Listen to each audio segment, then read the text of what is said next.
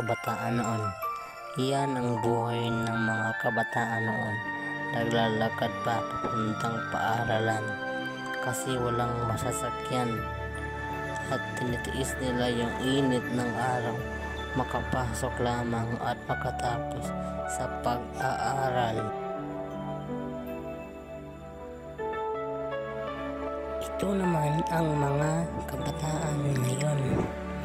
Nagmumotor na dahil mayroon ng motorsiklo ang bawat pamilya at ginagamit na ito sa pang-araw-araw, gaya ng service papuntang eskwelahan at para mapadali ang pagpunta, at kapag umuulan hindi basta-basta mababasa kasi may service